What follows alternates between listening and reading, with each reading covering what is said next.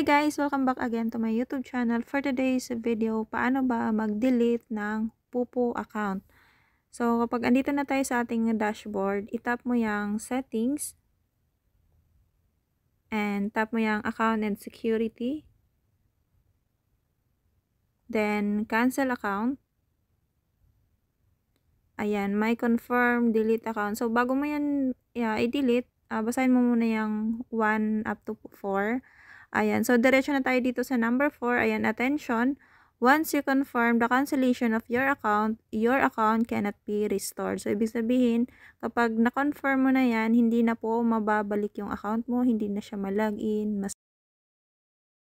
So, and take note din po kapag nag-delete ka ng main account mo, yung sarili mo talagang account, hindi ka na makagawa ng panibagong account na gamit yung mukha mo. So, isang beses lang po tayo makagawa ng account kay Pupo na gamit yung ating mukha. Okay? So, kasi kapag gumawa ka ng panibagong account, madedetect po niya yung main account mo na dinilit mo. So, hindi ka makapasok sa authentication. Although makagawa ka ng bagong account, gumamit ka lang ng mukha ng iba sa mga kaibigan mo, kapamilya mo, or identity ng iba. Ayun, gumamit ka. Hindi lang mukha mo kasi hindi po yan approved sa authentication.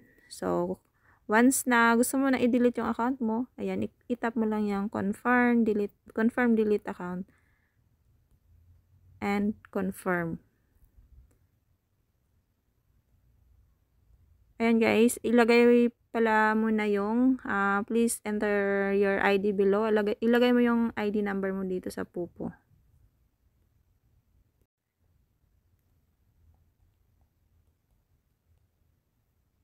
Ayan, and then confirm. Ayan, you will lose all data and contents under your account. Please handle it carefully. So, gusto ko talaga siyang i-delete. Ayan, i-confirm na po natin. Ayan, finish and exit. Ayan siya, account cancellation applicated. So, delete na po yung account na yun. I feel like I'm losing my mind.